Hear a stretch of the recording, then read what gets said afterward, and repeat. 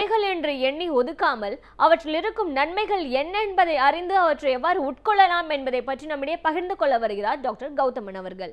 நம் வீடியோலே வா நிகழ்ச்சியின் அடுத்த பகுதியாக வரவிருப்பது பல்லாண்டு வாழ்ந்திட. அன்பான கலைஞர் தொலைக்காட்சி நேயர்களுக்கு என்னுடைய இனிமையான காலை வணக்கங்கள். இன்றைக்கி நம்ம பார்க்கக்கூடிய தாவரத்துடைய பெயர் இடி செவி அப்படின்னு சொல்லக்கூடிய ஒரு செடி வகை தாவரம். சும்மா ஒரு அடிவரை வளரக்கூடிய அழகான வெண்மை நிறமான பூக்கள் அல்லது சிவப்பு நிறமான பூக்களை கொண்டு சிகப்பு நிறமான காய்களை கொண்டு வளரக்கூடிய ஒரு தாவரம். அதோட வேர் பார்த்திங்கன்னா மிகப்பெரிய அளவில் படர்ந்து வளர்ந்து அந்த வேரை தான் இன்றைக்கு அதிகமாக நம்ம மருந்துக்கு பயன்படுத்துகின்ற வழக்கத்தை வைத்திருக்கிறத பார்க்குறோம்.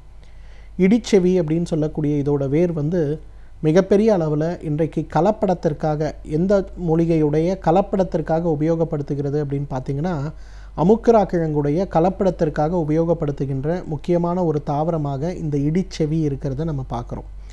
இது தாவரம் பார்ப்பதற்கு கிட்டத்தட்ட அமுக்கரா மாதிரியே இருக்கும். இது வேறு ஸ்பீஷிஸ், அது வேறு ஸ்பீஷிஸ். அதோட வேர் கூட பார்க்குறதுக்கு பார்த்திங்கன்னா அதே போல் இருக்கும். அதனால தான் பார்த்திங்கன்னா பெரும்பாலும் அதை வெடித்து உபயோகப்படுத்துறதை நம்ம பார்க்குறோம். இடிச்செவியை பொறுத்தவரையிலும் இன்றைக்கு நுரையீரல் சம்பந்தப்பட்ட பாதிப்புகளுக்கும் மனம் சம்பந்தப்பட்ட நோய்களுக்கும் அதைவிட முக்கியமாக பார்த்திங்கன்னா இன்றைக்கு மூட்டுகளில் ஏற்படுகின்ற வலிகள் சம்பந்தப்பட்ட பிரச்சனைகளுக்கும் மிகப்பெரிய அளவில் உபயோகப்படுத்துறதை நம்ம பார்க்குறோம். இடிச்செவியுடைய வேர் இன்றைக்கு பாலில் கலந்து சாப்பிடும்போது இரவு தூக்கத்தில் மிகப்பெரிய ஒரு முன்னேற்றம் ஏற்படுவதை பார்க்க முடியும். பொதுவாக இடிச்செவியுடைய சூர்ணம் இன்றைக்கு நாட்டு மருந்து கடைகளில் கிடைப்பதற்கு கொஞ்சம் அரிது தான். ஏன்னா மிகப்பெரிய அளவில் அமுக்கராவோட கலப்படத்திற்கு உபயோகப்படுத்துறதுனால அதுக்கு நல்ல விலை கிடைக்கும். ஆனால் இன்றைக்கு வட மாநிலங்களில் பார்த்திங்கன்னா இடிச்செவி ரொம்ப காமனாகவே நம்ம எப்படி இங்கே அமுக்கரா உபயோகப்படுத்துகிறோமோ அந்த மாதிரி உபயோகப்படுத்துகிறத பார்க்க முடியும். இடிச்செவியுடைய சூர்ணம் ஒரு 5 கிராம் அளவுக்கு எடுத்து ஒரு 100 மில்லி பால் சேர்த்து 200 மில்லி தண்ணீர் சேர்த்து நன்றாக கொதிக்க வைத்து பால் அளவுக்கு சுண்ட வைத்து வடிகட்டி எடுக்கக்கூடிய அந்த இடிச்செவி பால் கஷாயம் அப்படிங்கிறது தூக்கமின்மைக்கு ஒரு மிகச்சிறந்த மருந்துன்னு சொல்லலாம்.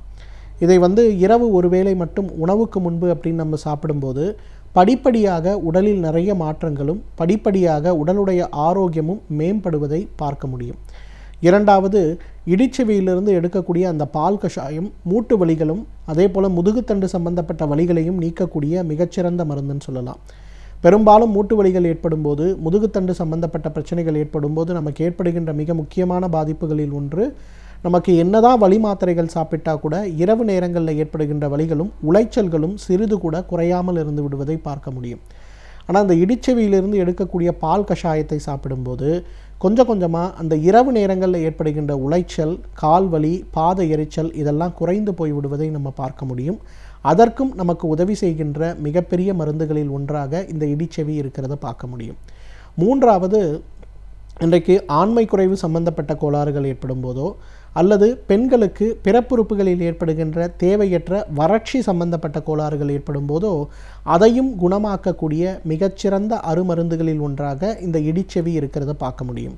100 மில்லி பால், 200 மில்லி தண்ணீர், ஒரு 5 கிராம் அளவுக்கு இடிச்செவியுடைய சூரணத்தை இட்டு நன்றாக கொதிக்க வைத்து எடுக்கக்கூடிய பால் கஷாயத்தை காலை ஒரு முறை இரவு ஒரு முறை உணவுக்கு முன்பு அப்படின்னு எடுத்துக்கொள்ளும் போது படிப்படியாக நம்ம உடலில் இருக்கக்கூடிய ஆண்மை குறைவு சம்பந்தப்பட்ட பிரச்சனையாக இருந்தாலும் சரி, நிறைய பெண்களுக்கெல்லாம் பார்த்திங்கன்னா இன்றைக்கு ஒரு 35 வயது 38 வயது ஆகும்போதே கடுமையான பிறப்புறுப்புகளில் ஒரு வறட்டுத்தன்மையும் அதனால் தாம்பத்திய நேரங்களில் கடுமையான வலிகளும் வேதனைகளும் சில நேரங்களில் தாம்பத்தியத்திற்கு பிறகு உதிரப்போக்கு கூட ஏற்படுவதை பார்க்க முடியும்.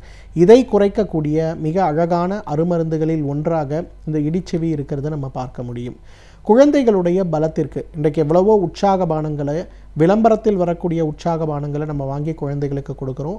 ஆனால் அந்த குழந்தைகளுக்கு அதை சாப்பிடும்போது உடலுடைய ஆரோக்கியம் இருக்கிறதா அப்படிங்கிற ஒரு கேள்வி கேட்டால் கூட இல்லை அப்படிங்கிறது தான் மிகப்பெரிய பதில்.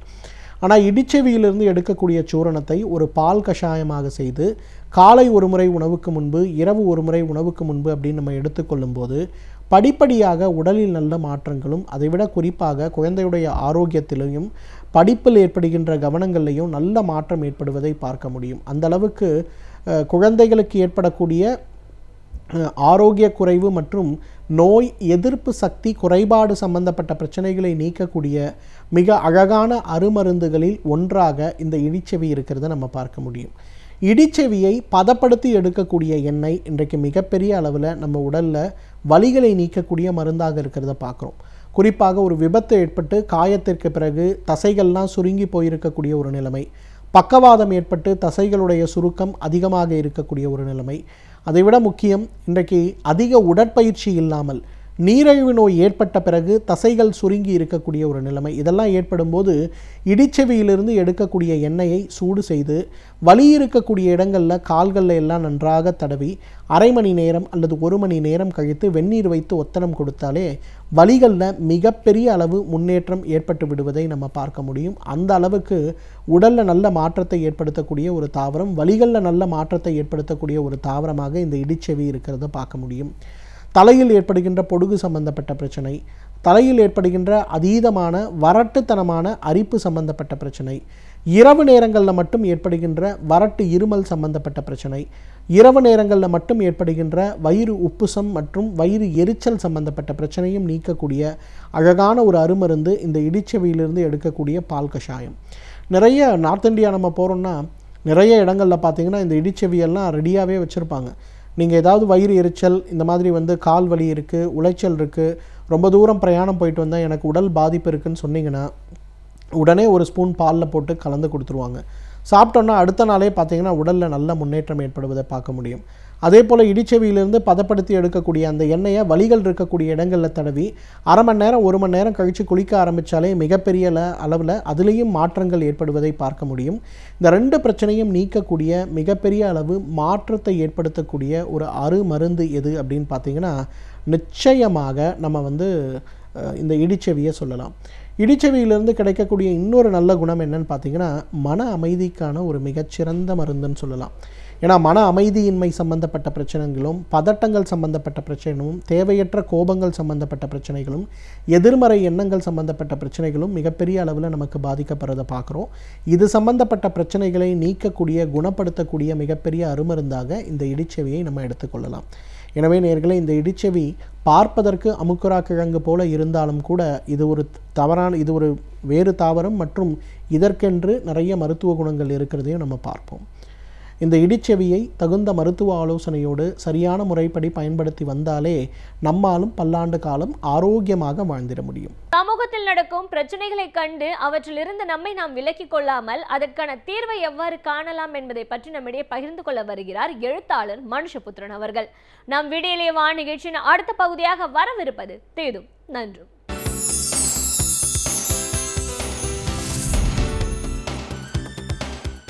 வணக்கம் நண்பர்களே, இன்னும் ஒரு இனிய காலை பொழுதில் தீதும் நன்றும் நிகழ்ச்சியில் உங்களை சந்திப்பதில் மிக்க மகிழ்ச்சி அடைகிறேன்.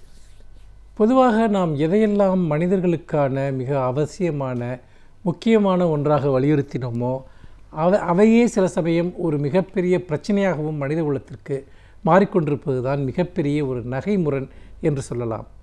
ஒரு காலத்தில் நாம் தொலைத்தொடர்பு என்பதை ஒரு மிகப்பெரிய புரட்சியாக மனிதகுலத்தினுடைய வளர்ச்சிக்கான ஒன்றாக நாம் கருதினோம்.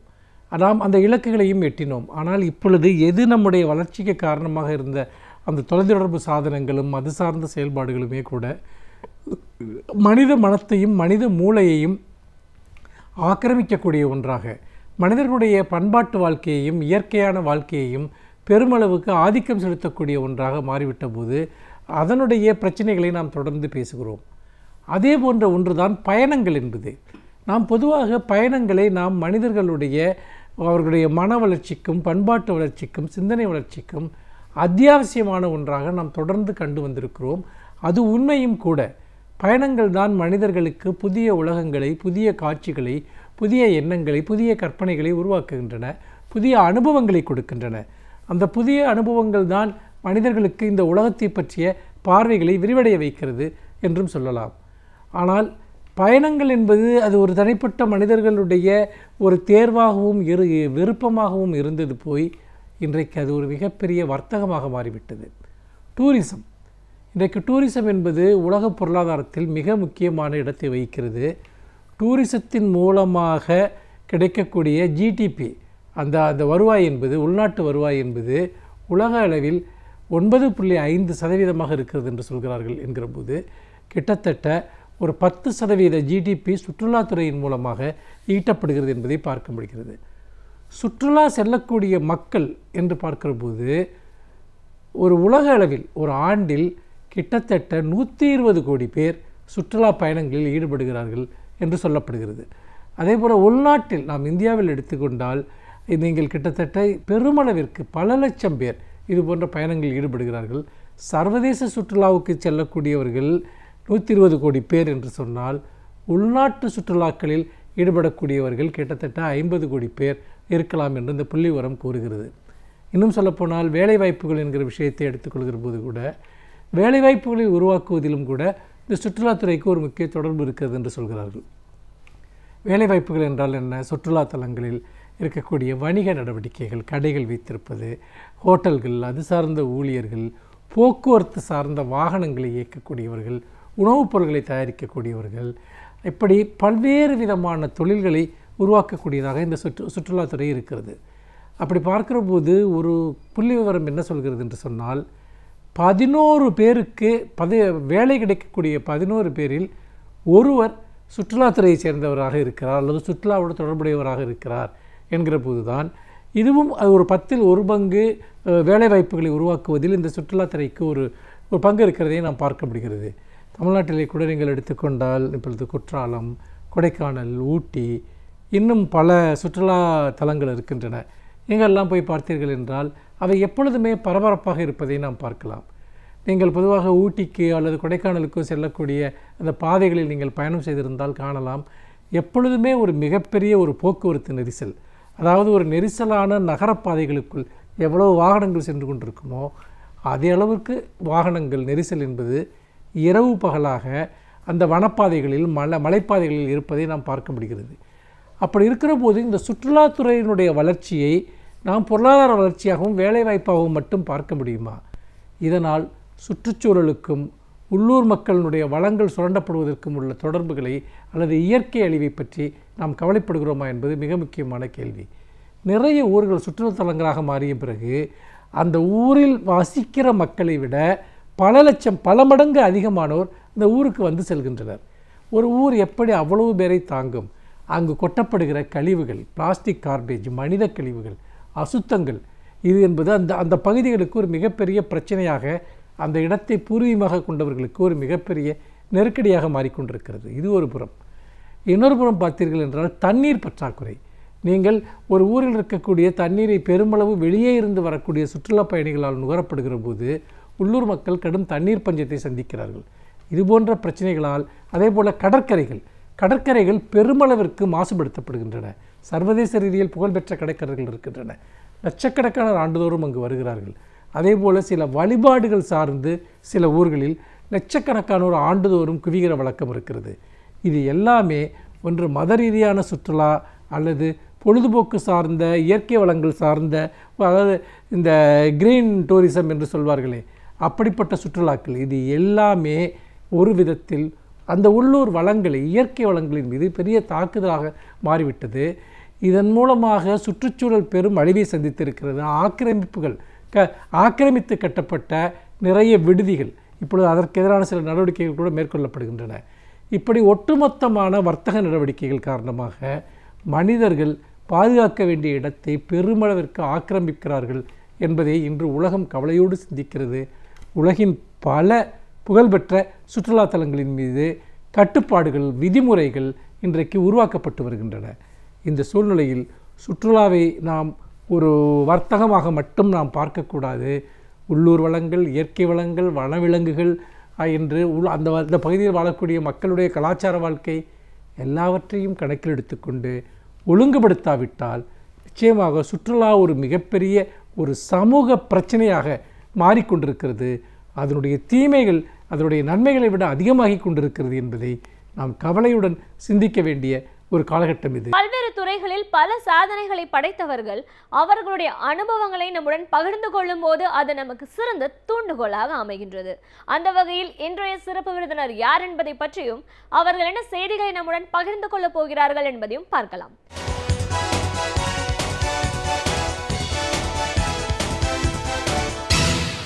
வணக்கம் நேயர்களே, விடியலை வா நிகழ்ச்சியின் சிறப்பு விருந்தினருக்கான நேரம் இது. இன்றைய சிறப்பு விருந்தினர் தமிழ்நாடு வங்கி ஊழியர் சம்மேளனத்தின் பொதுச் செயலாளர் திரு அருணாச்சலம்.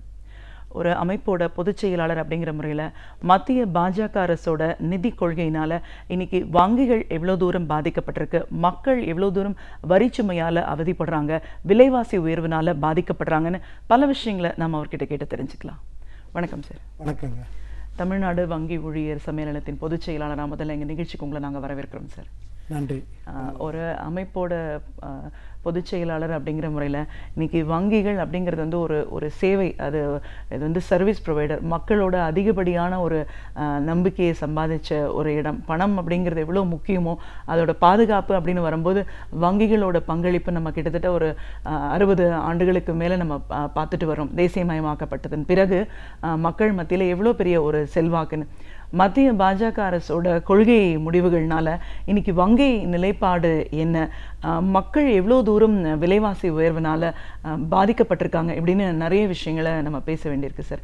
முதல்ல இந்த கொள்கைகள்லேருந்து பேச ஆரம்பிக்கலாம். மத்திய பாஜக அரசு பொறுப்பேற்ற பிறகு நிறைய கொள்கை முடிவுகள் எடுத்திருக்காங்கன்றதை நம்ம பார்க்குறோம். அப்படிப்பட்ட ஒரு கொள்கை முடிவுனால வங்கிகளும் சரி மக்களும் சரி என்ன மாதிரியான ஒரு இன்னல்களுக்கெல்லாம் ஆளாயிருக்காங்க?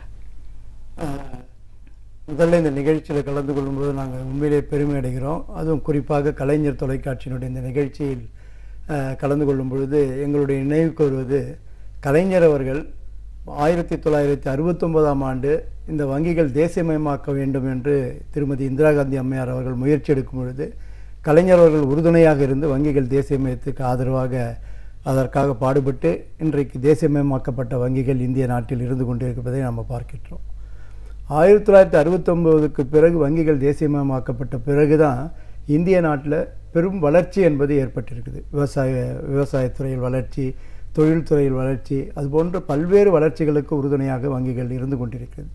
ஆனால் இந்த கடந்த 4 ஆண்டுகளுக்கு மேலாக பாஜக ஆட்சியில் பல்வேறு சீர்திருத்தங்கள் என்ற முறையில் மிகப்பெரிய சீரழிவு என்பது இந்திய நாட்டில் ஏற்பட்டு கொண்டிருப்பதை நாம் கண்கூடாக பார்க்கின்றோம். அதற்கு என்ன காரணம் என்று சொன்னால், அவங்க ஏற்கனவே லிபரலைசேஷன், பிரைவேட்டைசேஷன், குளோபலைசேஷன், அதாவது தனியார் மயம், தாராளமயம், உலகமயம், அதை தான் இன்றைக்கி உலக நாடுகள் எல்லாம் கடைபிடிக்க வேண்டும் என்று IMF, world bank, world trade organisation போன்ற அமைப்புகள் வலியுறுத்தி கொண்டிருக்கின்றது. அதற்கு ஏற்றால் போல் பாரதிய ஜனதா கட்சியின் சார்பில் இன்றைக்கு நாட்டினுடைய பிரதமராக இருக்கக்கூடிய திரு மோடி அவர்களும் பல்வேறு வெளிநாடு பயணங்கள், சுற்றுப்பயணங்கள் செல்லும் பொழுது அவர்கள் இடக்கூடிய கட்டளையை ஏற்றுக்கொண்டு அதை இந்திய நாட்டில் அமுல்படுத்தக்கூடிய ஒரு பிரதிநிதியாகத்தான் நாம் அவர்களை பார்க்கின்றோம். அதனுடைய ஒரு தாக்கம் தான் இன்றைக்கி இந்திய நாட்டில் மிகப்பெரிய சீரழிவு ஏற்பட்டு கொண்டிருக்கிறது என்பதை நாம் கண்கூடாக பார்க்கின்றோம். சாதாரண மக்கள் மிகப்பெரிய பாதிப்புக்கு உள்ளாகி இருக்கின்றார்கள். அதுவும் குறிப்பாக விவசாயிகள் மிகப்பெரிய பாதிப்புக்கு உள்ளாகியிருக்கின்றார்கள். சிறுதொழில் என்பது சீரழிந்து விட்டிருக்கக்கூடிய நிலையை பார்க்கின்றோம். அதற்கு காரணம் இவர்களுடைய கொள்கை முடிவுகள். அதுவும் குறிப்பாக நிதித்துறையை பொறுத்தவரையில் நிதித்துறையில் நிறைய மாற்றங்களை கொண்டு வர வேண்டும். அதாவது ஒன்று பார்க்குறோம், நம்ம இப்போ சமீபத்தில் கூட FRDI பில் என்ற ஒரு பில்லை மத்திய அரசாங்கம் கொண்டு வந்தாங்க. அதில் FRDI பில் அவங்க சொன்னது என்னென்னா, bail in and bail out. ஒரு வங்கி இன்சால்வன்சி, அதாவது மூடக்கூடிய ஒரு சூழ்நிலை ஏற்பட்டது என்று சொன்னால், இதுவரையிலும் மத்திய அரசாங்கத்துக்கு சொந்தமாக இருக்கக்கூடிய இந்த வங்கிகளை அதற்கு மறுமுதலீடு தேவைப்பட்டது என்று சொன்னால் அரசனுடைய நிதியிலிருந்து அதற்கு மறுமுதலீடு வழங்கி அந்த வங்கியை புனரமைக்க வேண்டும். ஆனால் அதற்கு மாறாக FRDI பில் என்ற ஒரு பில்லை கொண்டு அதில் bail in and bail out என்று சொல்லி மக்களுடைய பணம், டெபாசிட்தாரர்களுடைய பணத்தை எடுத்து வைத்தே அந்த வங்கியை புனரமைக்க வேண்டும் என்று சொன்னவுடன் மக்களுக்கு மிகப்பெரிய ஒரு பயம் ஏற்பட்டு அதன் காரணமாக வங்கிகளிலிருந்து அவர்கள் பணத்தை வித்ரா பண்ணி வாபஸ் பெறக்கூடிய ஒரு சூழ்நிலை ஏற்பட்டது. ஒரு அரசு என்பது பொதுத்துறைகளுக்கு ஊக்குவிக்கக்கூடிய அரசாக இருக்க வேண்டும். அதாவது பண்டித ஜவஹர்லால் நேரு இந்திய நாட்டினுடைய முதல் பாரத பிரதமர் அவர்கள் சொன்னார்கள், நாடு வளர வேண்டும் என்று சொன்னால் பொதுத்துறை வளர வேண்டும், பொதுத்துறை வளர்ந்தால் நாடு வளரும், நாடு வளர்ந்தால் நாட்டில் இருக்கக்கூடிய மக்கள் வளருவார்கள், பொதுத்துறை நிறுவனங்கள் இந்திய நாட்டினுடைய திருக்கோயில்கள் என்று வர்ணித்தார். ஆனால் இன்றைக்கு இருக்கக்கூடிய ஆட்சியாளர்கள் அப்படிப்பட்ட ஒரு கொள்கையை கடைபிடிக்கக்கூடியவர்களாக இல்லாமல் இருக்கக்கூடியதை நாம் பார்க்கிறோம். பொதுத்துறை நிறுவனங்களை எல்லாம் தனியாருக்கு தாரை வார்த்து விட வேண்டும், பொதுத்துறை நிறுவனங்களே இருக்க வேண்டிய அவசியம் இல்லை, அரசாங்கம் இந்த தொழிலை செய்ய வேண்டியதில்லை என்பது போன்ற பல்வேறு கொள்கை முடிவுகளை எடுப்பதின் காரணமாக இன்றைக்கி இந்திய நாட்டில் பார்க்கணும், பிளானிங் கமிஷன் என்ற அமைப்பே இல்லை. பண்டித ஜவஹர்லால் நேரு அவர்கள் பாரத பிரதமராக வந்தபோது தான் பிளானிங் கமிஷன் என்ற ஒரு அமைப்பை உருவாக்கி 5 ஆண்டு திட்டங்களை கொண்டு வந்து 5 ஆண்டு திட்டங்களின் மூலமாக நாட்டில் இருக்கக்கூடிய மக்களுக்கு உதவிகரமான பல்வேறு ப்ராஜெக்ட்ஸை வந்து த்ரூஅவுட் இந்தியா அவங்க பண்ணக்கூடிய ஒரு நிலை பார்க்கணும். அதுக்கு வேண்டியது நிதி. அந்த நிதி கிடைப்பதற்கு பிளானிங் கமிஷன் ஏற்படுத்தி அவர்கள் மூலமாக திட்டங்களை வகுத்து அதை பெற வேண்டிய முறையில் ஃபினான்ஸ் கமிஷன் அதெல்லாம் ஏற்படுத்தி பண்ணாங்க. இன்றைக்கி இந்த அரசாங்கம் வந்தவுடனே பிளானிங் கமிஷனே அபாலிஷ் பண்ணிட்டாங்க. ஏன் அபாலிஷ் பண்ணாங்கன்னு சொன்னால் அதற்கு பதில் இல்லை. இப்போ அதற்கு மாறாக நித்தி ஆயோக் என்ற ஒரு அமைப்பை உருவாக்கியிருக்கின்றார்கள். அப்போ இது போன்ற ஒரு தன்னிச்சையான முடிவு அவர்கள் எடுக்கக்கூடிய முடிவு வந்து சாதாரண மக்களுக்கு மிகப்பெரிய பாதிப்பை ஏற்படுத்தக்கூடியதாக இருக்கக்கூடியது நம்ம கண்கூடாக பார்க்கின்றோம். இது தவறான ஒரு அணுகுமுறை. இந்த அணுகுமுறையிலிருந்து அவர்கள் மாற்றம் வேண்டும் என்று எல்லோருமே விரும்புகிறார்கள். படித்த அறிஞர்கள் சொல்கிறார்கள், நிறைய பேர் அவங்களுக்கு வந்து முறையிடுறாங்க, அரசாங்கத்தினுடைய அணுகுமுறை சரியில்லை. நிதி என்பது ஒரு நாட்டினுடைய முதுகெலும்பு போன்று. அப்போ அந்த நிதி ஆதாரத்தை பெறக்கூடிய அளவிற்கு அரசுடைய கொள்கை முடிவுகள் இருக்க வேண்டும். ஆனால் இப்போ என்ன பார்க்குறோம், வெளிநாட்டு மூலதனம் என்பது இந்திய நாட்டுக்கு தங்குதடையின்றி வரக்கூடிய ஒரு நிலை என்பது ஏற்பட்டிருக்கிறது. எதற்காக வெளிநாட்டு மூலதனம் இந்திய நாட்டுக்கு வர வேண்டும்? இந்திய நாட்டில் பணக்காரர்கள் இல்லையா? இந்திய நாட்டிலும் பெரும் முதலீட்டாளர்கள் இல்லையா? பெரிய பெரிய கார்ப்பரேட் நிறுவனங்கள் இந்திய நாட்டில் இருக்கக்கூடிய பணத்தை எடுத்துக்கொண்டு போய் வெளிநாட்டில் போட்டு தொழில் தொடங்கக்கூடிய நிலை இருக்கும் பொழுது அவர்களை ஊக்குவித்து அவர்கள் இந்திய நாட்டிலேயே தொழிலை தொடங்கி ஏன் அந்த செயலை அவர்கள் செய்யக்கூடாது? அப்போ இந்த அரசாங்கம் எடுக்கக்கூடிய இந்த முடிவின் காரணமாகத்தான் இன்றைக்கு என்றுமே கண்டிராத அளவுக்கு டாலருடைய மதிப்பு என்பது இந்திய ரூபாய்க்கு மிகப்பெரிய வீழ்ச்சியை சந்திக்கக்கூடிய நிலையை பார்க்கிறோம். இந்திய நாடு விடுதலை பெறும்போது 1947 ஒரு அமெரிக்க டாலருக்கு மதிப்பு என்பது ஒரு இந்திய ரூபாய். இன்றைக்கி என்ன பார்க்குறோன்னா ஒரு அமெரிக்க டாலருக்கு இணை என்பது 72 ரூபாய் இந்திய ரூபாய் கொடுக்க வேண்டிய ஒரு நிலை. அப்போ இந்தியாவுக்கு இந்திய ரூபாயினுடைய மதிப்பு எந்த அளவுக்கு ஒரு பின்னடைவை சந்தித்திருக்கின்றது. இதன் காரணமாக நம்ம நாட்டில் இம்போர்ட் பண்ணக்கூடிய பொருட்களுக்கு நாம் அதிகமான பணத்தை கொடுத்து நம்ம இம்போர்ட் பண்ண வேண்டிய சூழ்நிலை உருவாகிறது. அப்போ அரசாங்கம் என்ன சொல்கிறாங்க, டாலருடைய மதிப்பை குறைப்பதற்கு சரியான நடவடிக்கை எடுக்காமல் அதற்கு மாறாக இம்போர்ட்டை ரெஸ்ட்ரிக்ட் பண்ணணும் அப்படின்றதான் சொல்கிறாங்களே தவிர ஒரு நாடு வந்து அதிகமாக எக்ஸ்போர்ட் பண்ணணும், நம்மளுடைய உற்பத்தி அதிகரித்து நாம் வெளிநாட்டுக்கு ஏற்றுமதி செய்தோம் என்று சொன்னால் நம்மளுடைய அந்த பேலன்ஸ் ஆஃப் பேமெண்ட் என்பது அதிகரிக்கும், அது ஒரு நல்ல நிலைக்கு உறுதுணையாக இருக்கும். ஆனால் அந்த நிலை இல்லை. அதன் காரணமாக தான் இப்படிப்பட்ட சீரழிவுகள் ஏற்பட்டிருக்குது. அதை அரசு கவனத்தில் கொள்ள வேண்டும். அதற்குரிய எக்கனாமிக்ஸ்டெல்லாம் கன்சல்ட் பண்ணி அரசு இதிலிருந்து மீளுவதற்கு என்ன நடவடிக்கை எடுக்க வேண்டும், நிதித்துறையை வந்து பேலன்ஸ் பண்ணுறதுக்கு, நிதித்துறையை முன்னேற்ற பாதையில் கொண்டு செல்வதற்கு என்ன நடவடிக்கைகள் எடுக்க வேண்டும் என்பது பற்றி சிந்திக்க வேண்டும். கண்டிப்பாக சார். இப்போ அந்த குளோபலைசேஷன், லிபரலைசேஷன், ப்ரைவேட்டைசேஷன் பாலிசிஸ் எல்லாம் வந்ததுக்கப்புறமா வங்கிகளோட நிலைப்பாடு, நிறைய தனியார் வங்கிகள் இங்கே வரதை பார்க்குறோம். இன்னமும் கூட மக்கள் மத்தியில் சிறிதளவு நம்பிக்கை இருக்குன்னா அது தேசியமயமாக்கப்பட்ட வங்கிகள் மூலமாக தான். இன்றைய சூழலில் வங்கிகளோட நிலைப்பாடு எப்படி இருக்குது, அதை சார்ந்த வங்கி ஊழியர்களின் நிலைப்பாடு எப்படி இருக்குது? இன்றைக்கி 1969 வங்கிகள் தேசியமயமாக்கப்பட்டது. முதல்ல 14 பேங்க் வந்து நேஷனலைஸ் பண்ணாங்க. அதுக்கப்புறம் 1980ஆம் ஆண்டு இன்னும் 6 வங்கிகள் தேசியமயமாக்கப்பட்டது. அப்படி தேசியமயமாக்கப்பட்ட வங்கிகளில் ஒன்றான நியூ பேங்க் ஆஃப் இந்தியா வந்து பஞ்சாப் நேஷனல் வங்கியோடு இணைந்ததின் காரணமாக 19 தேசியமயமாக்கப்பட்ட வங்கிகள் இந்திய நாட்டில் இருக்குது. ஆனால் இந்திய நாட்டில் முதலாக பார்த்தோம்னா 1955ஆம் ஆண்டு தான் அரசாங்கத்திற்கு சொந்தமான ஒரு வங்கி வேண்டும் என்று சொல்லி ஸ்டேட் பேங்க் ஆஃப் இந்தியா என்ற வங்கியை உருவாக்கினார்கள். 1959ஆம் ஆண்டு ஒரு சட்டத்தின் மூலமாக அசோசியேட் பேங்க்ஸ், பிரின்ஸ்லி பேங்க்ஸ், மன்னர்கள்லாம் வைத்திருந்த வங்கிகளை வந்து அரசுடைமையாக்கி அதை ஸ்டேட் வங்கியினுடைய துணை வங்கிகளாக ஆக்க வேண்டும் என்று சட்டம் கொண்டு வந்தார்கள். அந்த வங்கிகளெல்லாம் நல்ல நிலைமையில் இருந்து கொண்டிருந்தது. நாங்களும் இங்கே தொழிற்சங்க ரீதியாக நாங்கள் சார்ந்திருக்கக்கூடிய அகில இந்திய வங்கி ஊழியர் சங்கம் 1946ஆம் ஆண்டு ஆரம்பிக்கப்பட்டது. தொடர்ச்சியாக நாங்கள் போராடினோம். வங்கி என்பது மிக மிக முக்கியம். காரணம், வங்கிகளில் இருக்கக்கூடிய பணம் என்பது சாதாரண ஏழை எளிய மக்களுடைய பணம். அந்த பணம் பாதுகாப்பாக இருக்க வேண்டும் என்பதற்காகத்தான் அவங்கள பேங்க்கில் கொண்டு வந்து டெபாசிட் பண்ணுறாங்க. அப்போ அந்த பணம் பாதுகாப்பாக இருக்க வேண்டும் என்று சொன்னால் அது அரசிடம் இருக்க வேண்டும் என்பதற்காக நாங்கள் தொடர்ச்சியாக போராடினோம். 1969ஆம் ஆண்டு வங்கிகள் தேசியமயமாக்கப்பட்டது. இப்பொழுது அரசாங்கத்தினுடைய கொள்கை மாற்றத்தின் காரணமாக, அவர்கள் எடுக்கக்கூடிய கொள்கை முடிவுகளின் காரணமாக இந்த பொதுத்துறை வங்கிகளை தனியாரிடம் தாரை வார்க்க வேண்டும் என்று தொடர்ச்சியாக ஒரு அணுகுமுறையை நாம் பார்க்கின்றோம். அது இதற்கு முன்பு இருந்த ஆட்சியும் சரி, இன்றைக்கு இருக்கக்கூடிய பிஜேபி ஆட்சியாக இருந்தாலும் அவர்கள் இந்த பொதுத்துறை வங்கிகளை தனியாரிடம் தாரை வார்க்க வேண்டும். 100% அரசுக்கு சொந்தமான வங்கிகளாக இருந்த நிலை மாறி இன்றைக்கு 49% பொதுத்துறை வங்கிகளுடைய பங்குகள் வந்து தனியாரிடம் தாரை வார்த்திருக்காங்க. ஏற்கனவே இந்த பிஜேபி ஆட்சி திரு அடல் பிஹாரி வாஜ்பாய் அவர்கள் தலைமையில் ஆட்சி இருக்கும் பொழுது அந்த அரசாங்கத்தினுடைய பங்கு என்பது 33% குறைத்து கொள்ள வேண்டும், 67% பொதுத்துறை வங்கிகளுடைய பங்குகளை தனியாருக்கு கொடுக்க வேண்டும் என்று முடிவெடுத்தாங்க. அதை எதிர்த்து மிகப்பெரிய போராட்டங்கள் நடத்தினோம். அப்புறம் பார்லிமெண்ட்ரி ஸ்டாண்டிங் கமிட்டி ஆன் ஃபினான்ஸுக்கு அந்த இஷ்யூ எடுத்துக்கொண்டு போனாங்க. அதிலிருந்து சாதகமான முடிவு வரவில்லை. அதன் காரணமாக அது கைவிடப்பட்டது. இருந்தாலும் இன்றைக்கும் அந்த அச்சுறுத்தல் என்பது இருந்து கொண்டே இருக்கின்றது. அந்த வங்கிகளை தனியாரிடம் தாரை பார்க்க வேண்டும், பொதுத்துறை வங்கிகளுடைய பங்குகளை விற்பனை செய்ய வேண்டும் என்ற அணுகுமுறை நீடித்து கொண்டிருக்கிறது. இன்றைக்கி ஃபாரின் டைரக்ட் இன்வெஸ்ட்மெண்ட் என்பது எல்லா வங்கிகளிலும் வந்து கொண்டிருக்கின்றது. இன்சூரன்ஸ் துறையில் நிறைய வந்திருக்கு.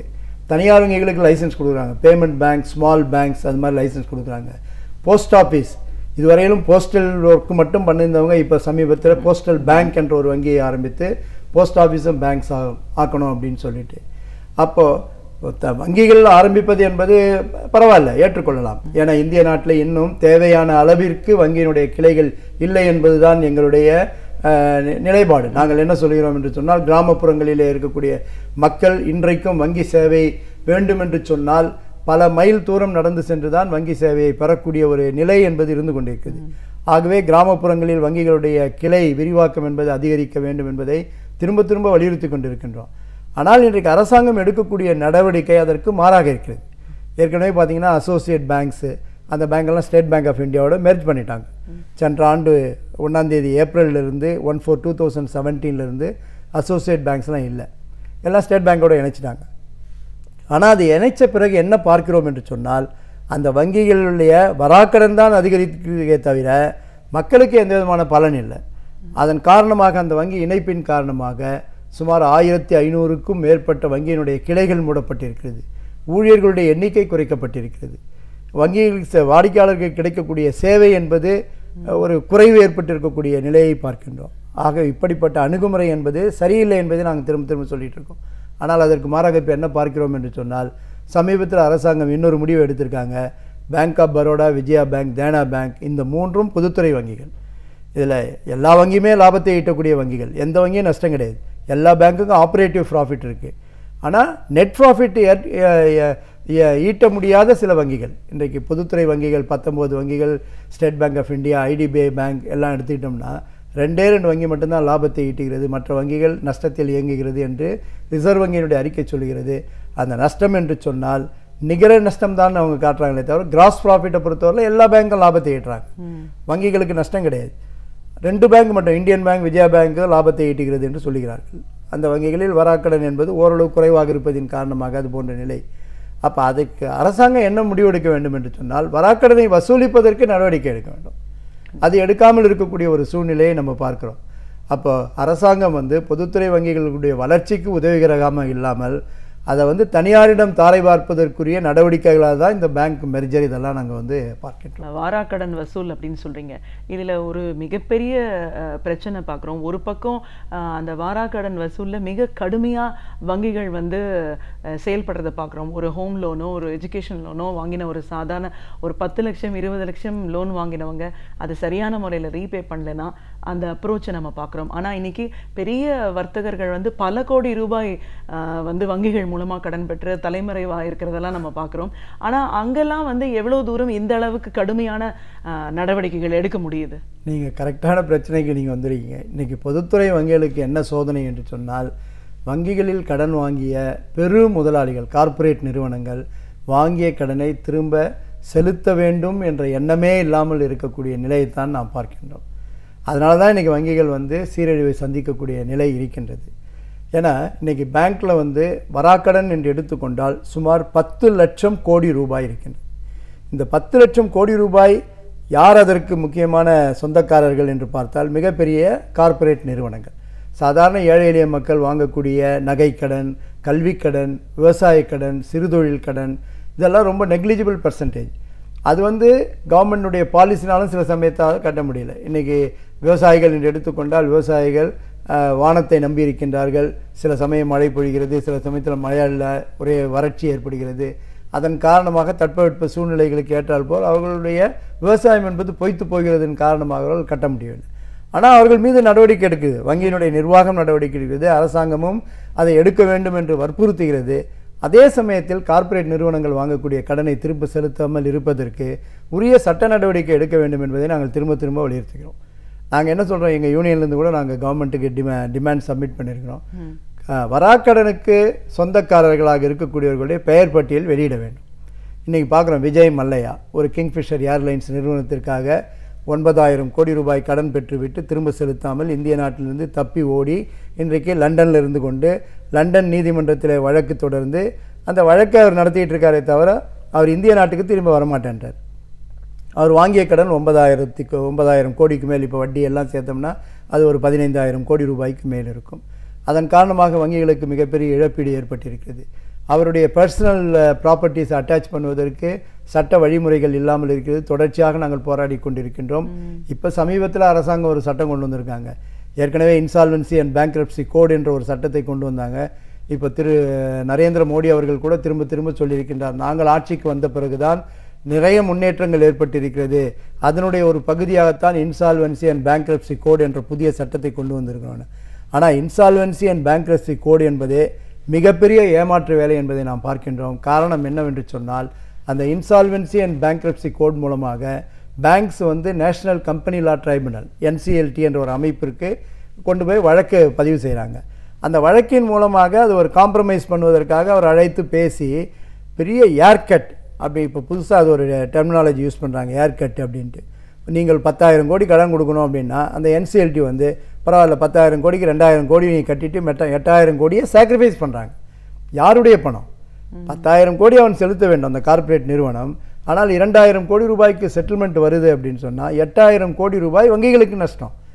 அப்போ அதை இழப்பீடு செய்வதற்கு எதுவும் கவர்மெண்ட் சப்சிடி கிடையாது, ஒன்றும் கிடையாது. இப்போ அது போன்ற நிலை தான் ஏற்பட்டிருக்கிறது. விஜய் மல்லையா வெளிநாட்டுக்கு தப்பி ஓடி இருக்கின்றார். நிரவ் மோடி பரவலாக இப்பொழுது பேசப்படுகிறது. நிரவ் மோடி, மெகுல் சோக்ஷி, ஜத்தின் மேத்தா, இது போன்ற பெரிய நிறுவனத்தினுடைய அதிபர்கள் எல்லாம் வெளிநாட்டுக்கு தப்பி ஓடுகிறார்கள். இப்போ அதை பற்றியெல்லாம் நாம் அதிகம் பேசுவதன் காரணமாக இப்போ அரசாங்கம் புதிதாக ஒரு சட்டத்தை கொண்டு வந்திருக்காங்க. ஃபிஜிட்டிவ் எக்கனாமிக் அஃபெண்டர்ஸ் ஆக்ட் அப்படின்ற ஒரு புது சட்டம் இந்த சென்ற பாராளுமன்ற கூட்டத்தொடரில் நிறைவேற்றப்பட்டிருக்கிறது. அதன் மூலமாகவும் என்ன முன்னேற்றம் வரும் என்பது நமக்கு தெரியவில்லை, அந்த சட்டத்தை அமல்படுத்தினதான். ஆனால் அந்த இன்சால்வன்சி அண்ட் பேங்க்ரப்சி கோட் என்பது அட்டர் ஃபெயில்யூர், அட்டர் ஃப்ளாப் என்பதை நாம் கண்கூடாக பார்க்கின்றோம். சாதாரண ஒரு விவசாய கடன், கல்வி கடன் எடுத்துக்கிட்டோம்னா, கல்வி என்பது இப்போ எல்லோருக்கும் கல்வி ரைட் டு எஜுகேஷன் ஆக்ட் அப்படிலாம் கொண்டு வந்திருக்காங்க. கல்வி பெற வேண்டும், அது ஒரு அடிப்படை உரிமையாக பாவிக்க வேண்டும்.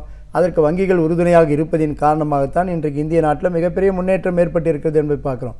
ஒரு காலத்தில் இல்லிட்ரேட்ஸ், படிக்காதவர்களுடைய எண்ணிக்கை அதிகமாக இருந்தது, இன்றைக்கு குறைந்திருக்கிறது. ஓரளவுக்கு படிக்க வேண்டும் என்ற ஆர்வமும் வந்திருக்கின்றது. சாதாரண ஏழை எளிய மக்கள் கூட படிப்பு பெற முடியும் என்ற நிலை என்பது பொதுத்துறை வங்கிகள் கொடுக்கக்கூடிய கல்வி கடன் மூலமாக ஏற்பட்டிருக்கிறது. ஆனால் வாங்கிய கடனை திரும்ப செலுத்த வேண்டும் என்று சொன்னால் அவன் கல்வி பெற்ற பிறகு அவனுக்கு உரிய வேலைவாய்ப்பை வழங்க வேண்டும் என்பது அரசாங்கத்தினுடைய கடமை. ஆனால் நம்ம இன்றைக்கி என்ன பார்க்குறோன்னா, வேலை வாய்ப்பு என்பதே இல்லாமல் இருக்கக்கூடிய சூழ்நிலையை பார்க்கின்றோம். இதுவரையிலும் இல்லாத அளவுக்கு வேலையில்லா திண்டாட்டம் என்பது அதிகரித்திருக்கின்றது. ஆனால் படித்த வேலைக்கு ஏற்றாற்போல் வேலை கிடைக்கிறதா என்று சொன்னால் அதுவும் இல்லாமல் இருக்கக்கூடிய சூழ்நிலையை பார்க்கிறோம். அதன் காரணமாக சிலர் கல்வி கடன் வாங்கியவர்கள் கடனை திரும்ப செலுத்த முடியவில்லை. அவர்கள் மீது வங்கியினுடைய நிர்வாகம் துரிதமான நடவடிக்கை எடுத்து அவங்க ஏதாவது ஒரு சிறு செக்யூரிட்டி கொடுத்திருந்தா கூட அதை அட்டாச் பண்ணக்கூடிய நிலையை நம்ம பார்க்கின்றோம். அதன் காரணமாக சில மாணவர்கள் கூட தற்கொலை செய்து கொண்டு இருக்கக்கூடிய நிலையை பார்க்கின்றோம். மதுரையில் கூட ஒரு மாணவர் தற்கொலை செய்து கொண்டார்.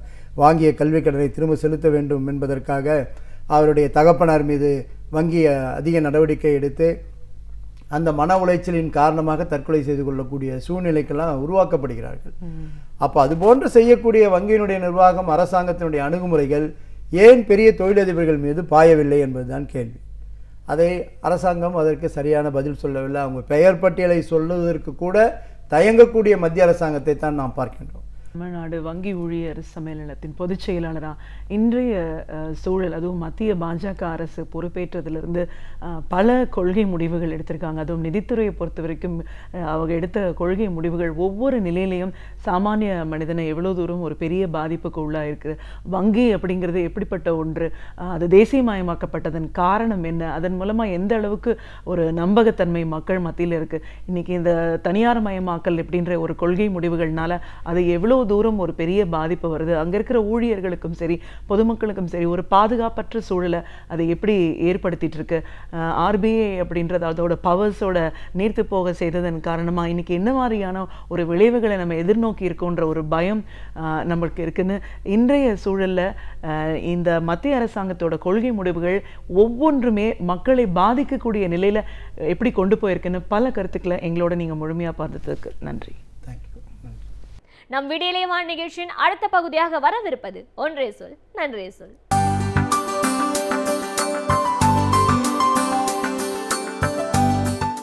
அனைவருக்கும் என் அன்பு வணக்கம். ஒரு நாட்டில் ஜனநாயக ஆட்சி நடக்கிறதா, சர்வாதிகார ஆட்சி நடக்கிறதா, அல்லது ஜனநாயகத்தின் பெயரால் ஒரு பாசிச ஆட்சி நடக்கிறதா என்பதை எப்படி கண்டறிவது? அதற்கு மிக எளிய வழி இருக்கிறது. அதற்கு முன்பு ஜனநாயகத்தின் பெயரால் ஒரு பாசிச ஆட்சி நடக்க முடியுமா என்று கேட்டால் அதற்கும் உலகத்தில் பல்வேறு எடுத்துக்காட்டுகள் இருக்கின்றன. 1933 ஆண்டு ஜெர்மனியிலே ஜனநாயக முறைப்படி மக்களால் தேர்ந்தெடுக்கப்பட்டவர்தான் ஹிட்லர். ஆனால் அங்கே நடந்தது பாசிச ஆட்சி தான். எதனை வைத்து நாம் இப்படி சொல்லுகிறோம் என்றால், ஒரு நாட்டில் சட்டத்தின் ஆட்சி நடக்கிறதா இல்லையா என்பதை பொறுத்து தான் நாம் இந்த முடிவுக்கு வருகிறோம். சட்டத்தின் ஆட்சி என்றால் அந்த நாடு ஏற்றுக்கொண்டிருக்கிற அந்த அரசமைப்பு சட்டமானாலும் குற்றவியல் தண்டனை சட்டமானாலும் அந்த சட்டம் எல்லோருக்கும் ஒரே மாதிரியாக பயன்படுத்தப்படுகிறதா என்பதுதான். அவர் அந்த நாட்டினுடைய மிகப்பெரிய பொறுப்பில் இருக்கலாம், அல்லது ஏழை எளிய குடிமகனாக இருக்கலாம். யாராக இருந்தாலும் சட்டம் எல்லோருக்கும் ஒரே மாதிரியாகத்தான் பயன்படுத்தப்படுகிறது என்று சொன்னால் அங்கே சட்டத்தின் ஆட்சி நடக்கிறது என்று பொருள். இல்லை, ஆளுங்கட்சியைச் சேர்ந்தவர்களுக்கு ஒரு மாதிரி இருக்கிறது, எதிர்க்கட்சியைச் சேர்ந்தவர்களுக்கு இன்னொரு மாதிரி இருக்கிறது, கட்சி சாராத ஏழை மக்களுக்கோ இன்னமும் வேறு மாதிரி இருக்கிறது என்று ஒவ்வொருவருக்கும் சட்டம் வேறு மாதிரியாக இருந்தால் அங்கே சட்டத்தின் ஆட்சி நடைபெறவில்லை.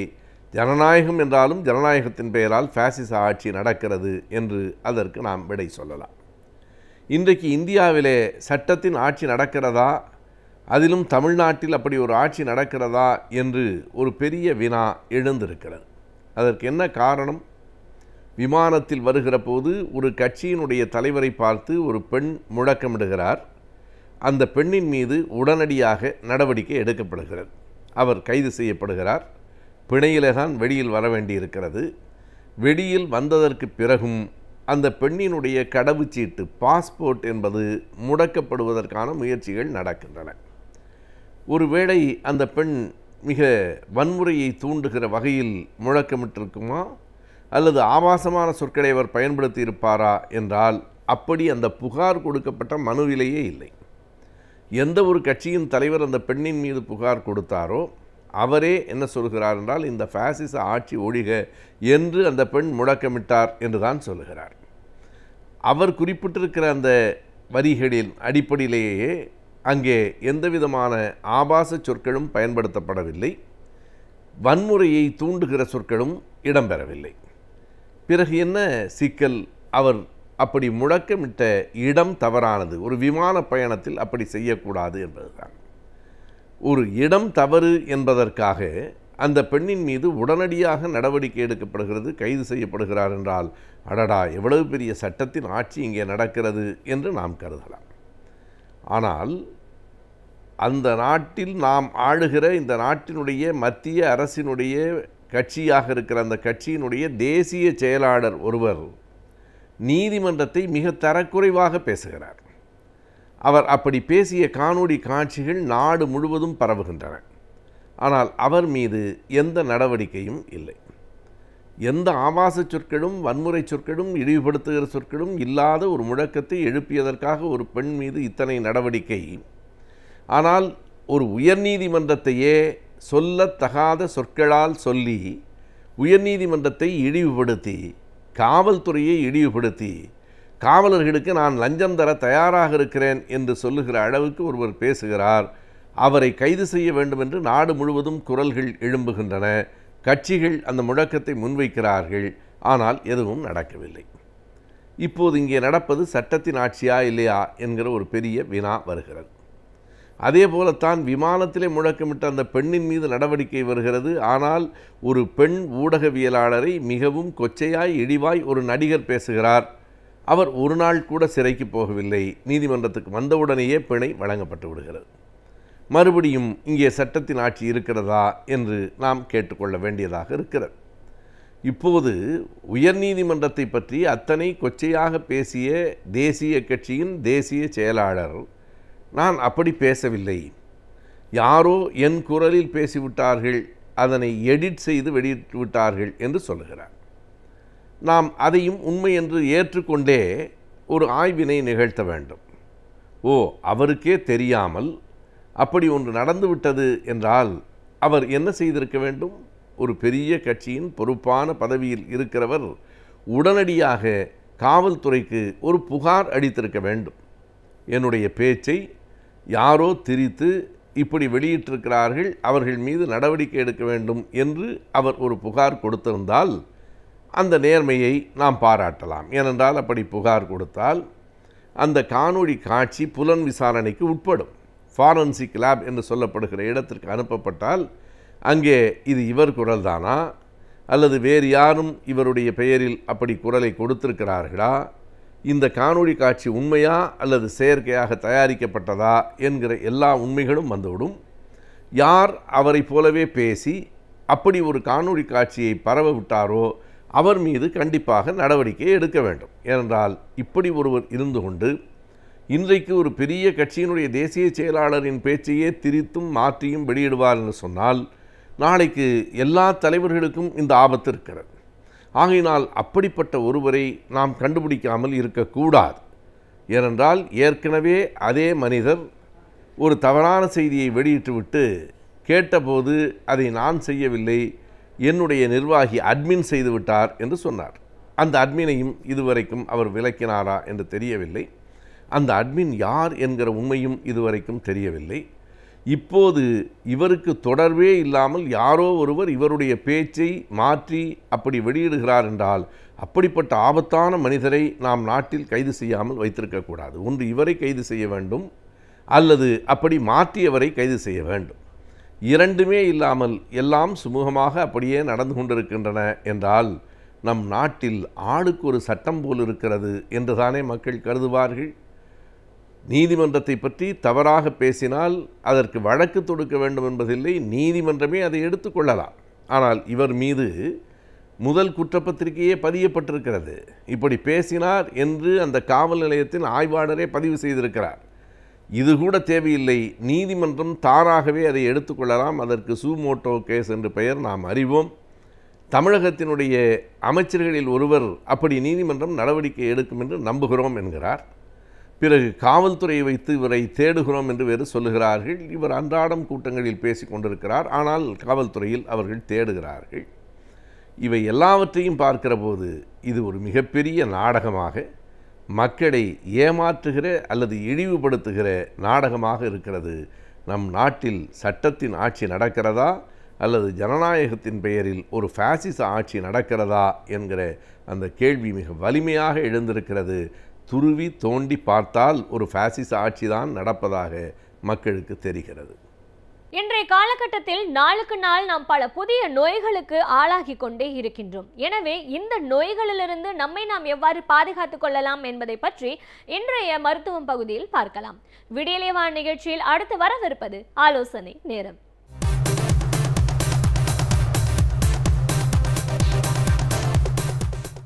வணக்கம் நேயர்களே, இன்றைக்கி நம்ம பேச போகிற தலைப்பு பார்த்திங்கன்னா ப்ரீ டயபெட்டிஸ். என்ன சார் இது ப்ரீ டயபெட்டிஸ் அப்படின்னு பார்த்தீங்கன்னா, டயபெட்டிஸை பற்றி எல்லாருக்குமே தெரியும், சர்க்கரை நோய். இந்த சர்க்கரை நோய் பார்த்திங்கன்னா உலகத்தில் இன்றைக்கி வந்து பார்த்திங்கன்னா அது ஒரு மிகப்பெரிய நோயாக உருவெடுத்திருக்கு. ரெண்டாவது வந்து பார்த்திங்கன்னா இந்த சர்க்கரை நோய் பொறுத்த வரைக்கும் நம்ம இந்தியாவுக்கும் சைனாவுக்கும் ஒரு மிகப்பெரிய போரே நடந்துக்கிட்டு இருக்குது. அதாவது நீ பெரியவனா நான் பெரியவனான்ட்டு. இந்தியா வந்து பார்த்திங்கன்னா முந்திக்கிட்டு இருக்குது, சைனாவும் முந்திக்கிட்டு இருக்குது. இது ஏஷியாவில் வந்து ரொம்ப அதிகமாக இருக்குது. அதாவது நம்ம ஏஷியாவில் பிறக்கிற எல்லாருக்குமே ஒரு ஆய்வில் சொல்லியிருக்காங்க சர்க்கரை நோய் வர்றதுக்கு வாய்ப்புகள் இருக்குது அப்படின்ற மாதிரி. ஸோ இப்போ இந்த சர்க்கரை நோய் வந்து எல்லாருக்கும் வருன்றது வந்து ஒரு ஆய்வு மூலிமா நம்ம கண்டுபிடிச்சிருக்காங்க. ஸோ இது நம்ம வராமல் தடுக்கணும்னா என்ன பண்ணலாம்? ஏன்னா நம்மளுடைய மரபே வந்து பார்த்திங்கன்னா சர்க்கரை நோய் வர்றதுக்கு உண்டான வாய்ப்புகள் இருக்கிறதுனால, அதே நேரத்தில் நம்ம உணவு முறையும் அதை சார்ந்து இருக்கிறதுனால இதை வராமல் நம்ம எப்படி தடுக்கிறது, அதை பற்றி தான் நம்ம பேச போகிறோம்.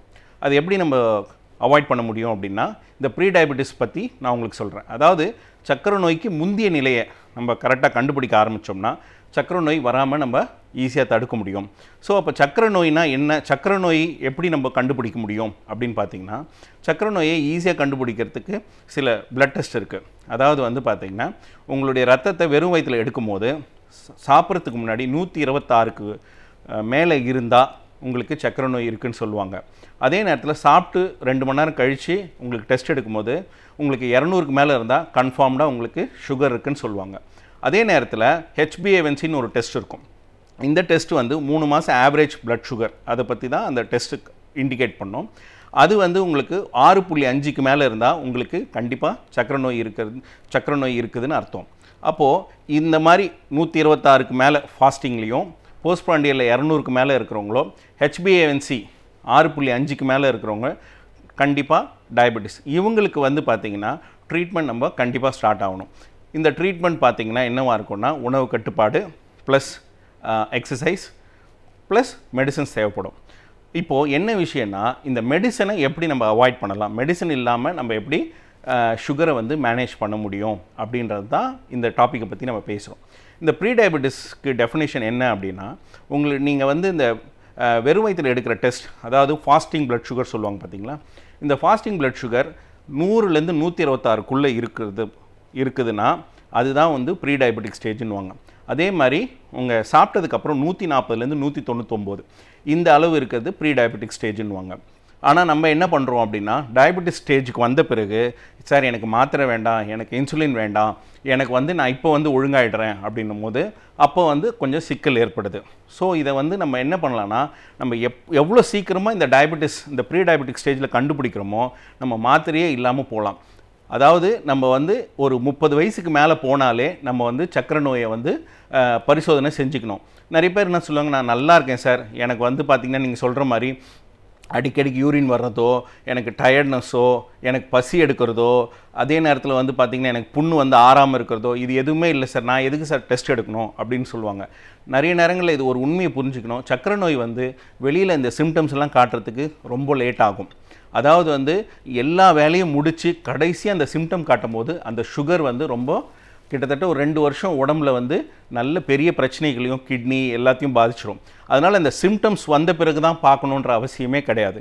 யார் வேணாலும் ஒரு 25லேருந்து 30 வயசுக்கே நம்ம வந்து ஒரு இயர்லி ஒன்ஸ் வந்து ஒரு சுகர் டெஸ்ட் வந்து நம்ம பண்ணி பார்த்துக்கணும். அதாவது வெறும் வயிற்றில் நம்ம எவ்வளோ சாப்பிட்டு 2 மணி நேரம் கழித்து எவ்வளோ இருக்குன்னு பார்க்கணும்.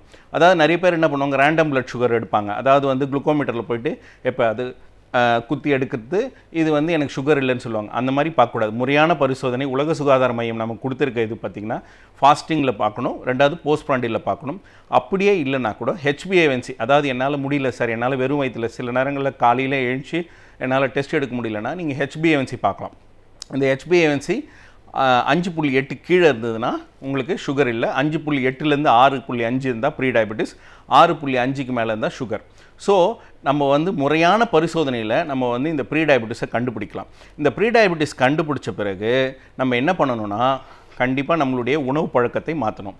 நம்ம உணவு பழக்க வழக்கம்னா என்ன அப்படின்னா, நம்ம வந்து நார்மல் ஃபுட்டுன்னு நம்ம எதை நம்புகிறோம் அப்படின்னா, நம்ம இஷ்டத்துக்கு சாப்பிட்றது, அதாவது வந்து நமக்கு பிடிச்சா சாப்பிட்றது, நமக்கு வேலை இருந்தால் சாப்பிடாமல் இருக்கிறது, நமக்கு வந்து என்ன சொல்கிறது, ஒரு ரொம்ப பிடிக்குது அதை ரொம்ப அதிகமாக சாப்பிட்றது, ஒருத்தர் மேலே கோவம் இருக்குது நான் சாப்பிடாமல் இருக்கிறது, இதெல்லாம் வந்து பார்த்தோன்னா நம்ம இஷ்டத்துக்கு சாப்பிட்றது தான் வந்து நார்மல் டயட்டுன்னு சொல்லுவோம். ஏன்னா நம்ம எமோஷனுக்கு நம்ம சாப்பிட்றோம், அதாவது நம்ம உடம்புக்கு தேவையானதை சாப்பிட்றது தான் ரொம்ப முக்கியம். நிறைய பேர் என்ன நினச்சிக்கிறாங்க, என்ன சார் இது இனிமேல் நார்மல் டயட்டே கிடையாதா, இனிமேல் வந்து ரொம்ப பத்தியமாக தான் சாப்பிட்ணுமா, அப்படியெல்லாம் கிடையவே கிடையாது. என்றைக்குமே உணவு வந்து உடலுடைய நல்லதுக்கு தானே தவிர நம்ம அதை விட்டுட்டு நம்மளுடைய சந்தோஷத்துக்கும் நம்ம துக்கத்துக்கும் நம்ம கோவத்துக்கும் இந்த உணவை வந்து நம்ம பயன்படுத்தினுடைய விளைப்பாடு தான் இன்றைக்கி இவ்வளோ பெரிய நோய்கள் நமக்கு ஏற்படுது. அதனால் எமோஷ்னல் ஈட்டிங்கை விட்டுட்டு நம்ம உடலுக்கு தேவையான, அதாவது உணவுகளை எடுத்துக்கணும். இப்போ என்ன சொல்லுவோன்னா, சுகர் வந்தால் எதுவுமே சாப்பிடக்கூடாதா சார்? அப்படியெல்லாம் கிடையாது. எல்லாமே நீங்கள் சாப்பிட்லாம். நல்ல உணவுகள் நிறைய சாப்பிட்ணும். சில உணவுகள், அதாவது மாவுச்சத்து உணவுகள், அதாவது கிழங்கு வகைகள், அப்புறம் வந்து பார்த்திங்கன்னா இந்த ஃப்ரைட் ஐட்டம்ஸ், இது எல்லாமே வந்து நம்ம டேஸ்ட் பண்ணிக்கலாம். ஸோ அப்போ என்ன ஆகுதுன்னா, நீங்கள் நல்ல உணவுகள், அதாவது கீரை, காய்கறிகள், இந்த மாதிரி விஷயங்கள் எல்லாம் நிறைய எடுத்துக்கலாம். நீங்கள் அதே நேரத்தில் மோர், இந்த மாதிரி விஷயங்கள்லாம், ஜூஸஸ்லாம் அவாய்ட் பண்ணணும். ஸோ அப்போ அந்த உணவு பழக்க வழக்கம் எப்படி அப்படின்னு பார்த்தீங்கன்னா, எமோஷ்னல் ஈட்டிங்காக இல்லாமல் உங்களுக்கு பிடிச்சதை ரொம்ப விரும்பி அதிகமாக சாப்பிடாம ஒரு கரெக்டான அளவில் நீங்கள் சாப்பிட்டுட்டே வந்தீங்கன்னா, இது வந்து உங்களுக்கு ஒரு இது வந்து ஒரு வாழ்வியலாக நீங்கள் மாற்றிக்கணும். அதாவது வந்து ரொம்ப அளவாக, நிறைய பேர் என்ன பண்ணுவாங்க, டிவி பார்த்துட்டு சாப்பிடுவாங்க. ஸோ அப்போ என்ன ஆகும்னா, அவங்களுக்கு எவ்வளோ சாப்பிட்றோம், என்ன சாப்பிட்றோன்ற ஒரு அளவே அவங்களுக்கு தெரியாது. ஸோ அந்த மாதிரி நிறைய கன்சியூம் பண்ணும்போது பிரச்சனைகள் அதிகமாக இருக்கும். அதே நேரத்தில் நம்ம என்னதான் நம்மளுடைய வேலை வந்து ரொம்ப கடினமாக இருந்தாலுமே உடற்பயிற்சின்றது ரொம்ப முக்கியம். இப்போ நிறைய பேர் சொல்லுவாங்க, என்னுடைய வேலையே வந்து ரொம்ப கஷ்டமான வேலை சார், அதனால் வந்து பார்த்தீங்கன்னா எனக்கு உடற்பயிற்சி பண்ண வேண்டிய அவசியம் இல்லை. அப்படியெல்லாம் கிடையவே கிடையாது. யாராக இருந்தாலும் ஒரு 3/4 மணி நேரம் உடற்பயிற்சிக்கு கொஞ்சம் டைம் ஸ்பெண்ட் பண்ணியே ஆகணும். அப்போது அந்த உடற்பயிற்சி பண்ணுறது 2 விதமாக நமக்கு ஹெல்ப் பண்ணும். ஒன்று, மன ரீதியாக நமக்கு அமைதியை கொடுக்கும். ரெண்டாவது வந்து நம்ம உடம்புல இருக்கிற ரத்த ஓட்டங்கள்லாம் சீராக பாயும், நிறைய வந்து ஆக்சிஜன் சப்ளை நமக்கு வரும். ஸோ இப்போ நம்ம வந்து இந்த உடற்பயிற்சியும் ஒரு முறையான உணவு பழக்கத்தை நம்ம வந்து கடைபிடிச்சோம்னா, இந்த ப்ரீ டயபெட்டிக் ஸ்டேஜில் இருக்கிறவங்க, அதாவது தன்னுடைய அப்பா அம்மாவுக்கு சுகர் இருந்தாலும் தனக்கு சுகரை வரவிடாமல் பார்த்துக்கிறதுக்கு இந்த மாதிரி உணவு பழக்க வழக்கமும் இந்த மாதிரி வந்து உடற்பயிற்சியும் மேற்கொண்டால் மாத்திரைன்ற ஒரு விஷயம் பக்கமே போகாமல் நம்ம அவாய்ட் பண்ணலாம். அதே நேரத்தில் சப்போஸ் நீங்கள் வந்து டயபெட்டிக் ஸ்டேஜுக்கு வந்துட்டிங்கன்னா சில மாத்திரைகள் தேவைப்படும். அப்போது அந்த நேரத்தில் மாத்திரை போடாமல் அந்த சுகரை வந்து ரொம்ப அதிகரிச்சுட்டே போனீங்கன்னா பிற்காலத்தில் இன்சுலின் தேவைப்படும். ஸோ நீங்கள் ப்ரீ டயபெட்டிக் ஸ்டேஜில் உங்களுடைய லைஃப் ஸ்டைல் மாடிஃபிகேஷன் ரொம்ப முக்கியம். இதை நீங்கள் ஃபாலோ பண்ணிங்கன்னா மாத்திரைன்ற ஒரு விஷயம் நமக்கு தேவைப்படாது. ஸோ நம்மளும் மேலை நாட்டுகளில் இந்த மாதிரி விஷயங்கள் எல்லாம் இப்போ பார்க்க ஆரம்பிச்சிட்டாங்க. அதனால் ப்ரீ டயபெட்டிக் ஸ்டேஜ் நான் முன்னே சொன்ன மாதிரி வெறும் வயிற்றில் வந்து 100லேருந்து 126க்குள்ளே, சாப்பிட்டதுக்கப்புறம் 140லேருந்து 199, அதுக்கப்புறம் HbA1c 5.8 to 6.5, இந்த அளவு தெரிஞ்ச உடனே நம்ம வந்து உஷாராயிடணும். அதுக்கேற்ற மாதிரி நம்மளுடைய வாழ்வியல், நம்மளுடைய உணவு பழக்கத்தை மாற்றினோம்னா சர்க்கரை நோய்க்கு மருந்து மாத்திரைகள் சாப்பிடாம நீண்ட நாளுக்கு சர்க்கரை நோய் இல்லாமல் நம்ம வாழ முடியும். முன்னுரிமை சலுகை ஏன்? ஓட்டப்பந்தயத்தில் கொஞ்சம் பலவீனமாக இருக்கின்றவனை கொஞ்சம் முன்னால் நிறுத்தி ஓடச் செய்வதைப் போல சமுதாயத்தில் பலவீனமாக இருப்பவர்களுக்கு முன்னுரிமைகள், சலுகைகள் வழங்கப்பட்டாக வேண்டும்.